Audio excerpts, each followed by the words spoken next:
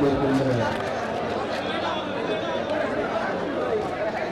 பகுதிகள் சமாஜ கட்சியுடைய தமிழக தலைவர்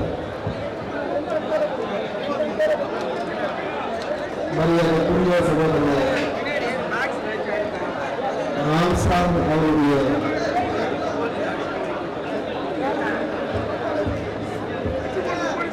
இறுதி அஞ்சலி செலுத்துகின்ற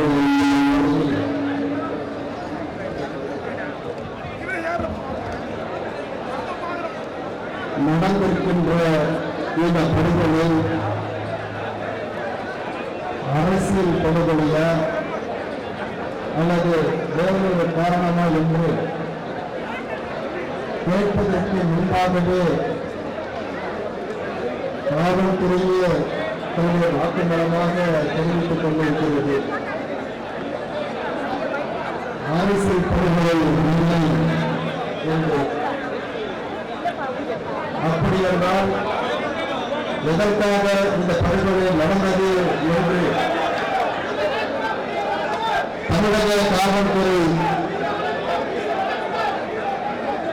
சரியான முறையில் விசாரணை இருக்காது என்கின்ற காரணத்தினால்தான்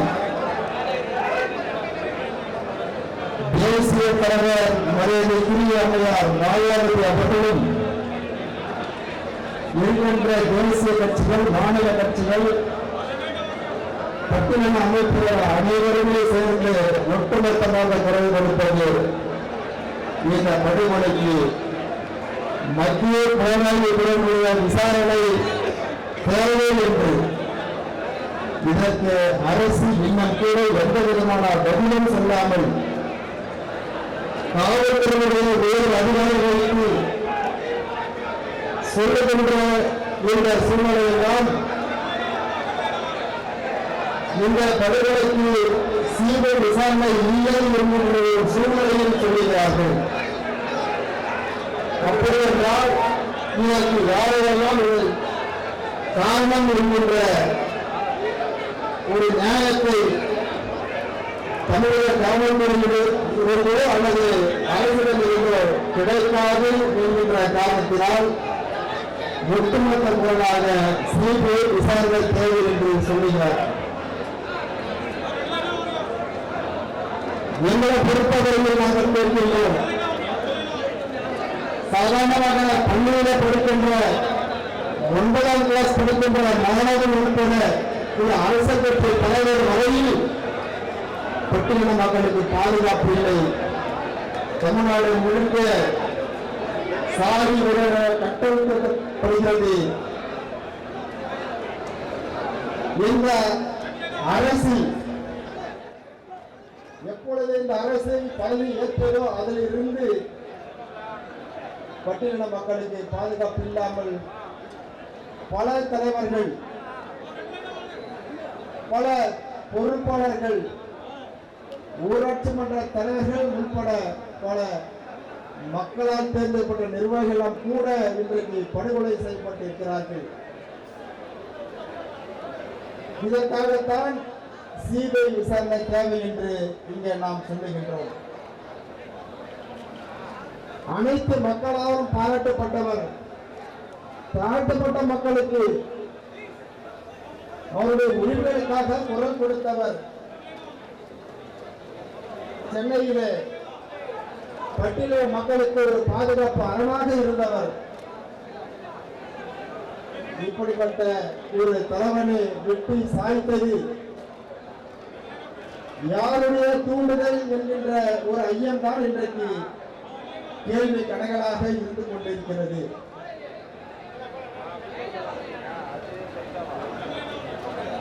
அவர் கொஞ்ச நாட்களுக்கு முன்பாகத்தான் திருமணம் செய்தார். அதற்கு பிறகு ஒரு 1.5 வயதிலே ஒரு குழந்தை, அந்த குழந்தை கூட இன்றைக்கு பால்மனம் மாறாமல் தந்தையார் இருந்திருப்பதை கூட தெரியாமல் குழந்தை இருக்கின்றது. இப்படிப்பட்ட ஒரு சூழ்நிலை ஆயிரக்கணக்கான லட்சக்கணக்கான பட்டியலின மக்கள் அஞ்சலி செலுத்துகின்ற அவருடைய உணர்வுகளுக்கு இந்த அரசு என்ன பதில் சொல்ல போகிறது?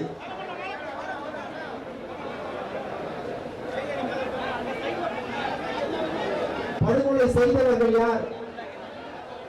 ஆனால் காவல் நிலையத்திலே சரணடைந்தவர்கள் யார்? இவர்களுக்கும் அவர்களுக்கும் நல்ல தொடர்பு. இப்படி இந்த வழக்கை திசை திருப்ப பார்க்கிறது இந்த அரசு. தாழ்த்தப்பட்ட மக்களுக்கு பாதுகாப்பு இல்லை, ஆனால் கள்ளச்சாராயம் கஞ்சாவும் விற்பவர்களுக்கு பாதுகாப்பு இருக்கிறது. 70க்கும் மேற்பட்ட பட்டியல மக்கள் கள்ளக்குறிச்சியில மாண்டிருக்கிறார்கள், விழுப்புரத்திலே மரக்காணத்திலே மாண்டிருக்கிறார்கள். ஒவ்வொரு மாவட்டத்திலும் இறப்போர் யார் என்று பார்த்தால் அது பட்டியலினத்தை சார்ந்தவர்களாகத்தான் இருக்கிறார்கள். ஆக இந்த அரசு ஒட்டுமொத்த பட்டியலின மக்களுக்கும் எதிரியாக இருக்கிறதா என்கின்ற ஒரு நோக்கம், ஒரு சூழ்நிலை இன்றைக்கு எழுந்திருக்கிறது.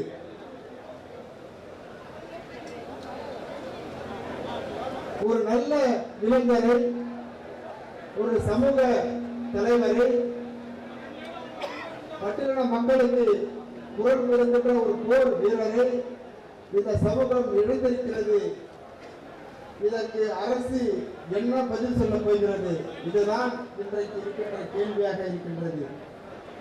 ஆகவே சற்றும் தாமதிக்காமல், யோசிக்காமல் தமிழகத்திலே தொடர்ந்து இது போன்ற சட்டம் ஒழுங்கு சீர்குலைந்து கொலைகள், அரசியல் கொலைகள் தொடர்ந்து நடந்து கொண்டிருக்கின்றது. இதையெல்லாம் வேடிக்கை பார்க்காமல் முதலமைச்சர் அவர்கள் உடனடியாக சிபிஐ விசாரணைக்கு உத்தரவிட வேண்டும்.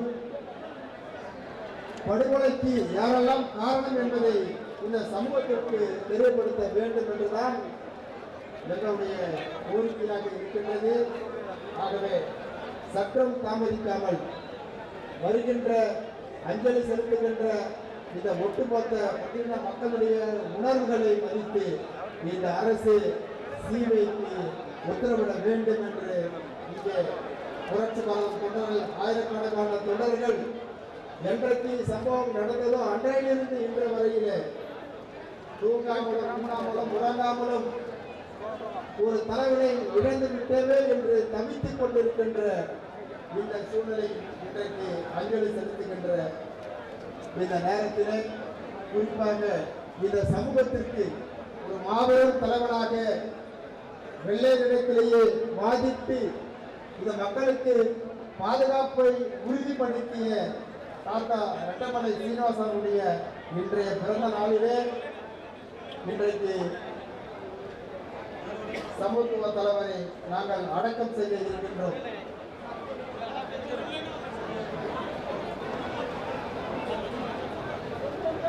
தலைவர்கள் அடக்கம் செய்தாலும் அவருடைய உணர்வுகள் சொல்லுவார்கள், போராளிகள் முடக்கப்படுவதில்லை, மாறாக விதைக்கப்படுகிறார்கள் என்று. இன்றைக்கு அவர்களை அடக்கம் செய்தாலும் 1000 ஆம்ஸ்ட்ராங்குகள் உருவாக்கி கொண்டே இருப்பார்கள் என்று இந்த சமூகத்திற்கு நாங்கள் தெரிவித்துக் கொள்கின்றோம். போராளிகள் உருவாக்கி கொண்டே இருப்பார்கள் என்று இந்த நேரத்தில் தெரிவித்துக் கொண்டு புரட்சி பாரதம் கட்சியின் சார்பாகவும் பூவையார் அவருடைய இளவல் ஆம்ஸ்ட்ராங் அவர்களுக்கு பூவையாருடைய குடும்பத்தின் சார்பாகவும் இந்த இறுதி அஞ்சலியை நாங்கள் செலுத்துகின்றோம். நன்றி. பாதகம் செய்பவரை கண்டால் நாம் பயங்கொள்ளலாகாது பாப்பா, மோதி மிதித்து விடு பாப்பா, அவர் முகத்தில் உமிழ்ந்து விடு பாப்பா. அண்மை செய்திகளை உடனுக்குடன் தெரிந்து கொள்ள இணைந்திருங்கள் இயம்நாடு தொலைக்காட்சியுடன்.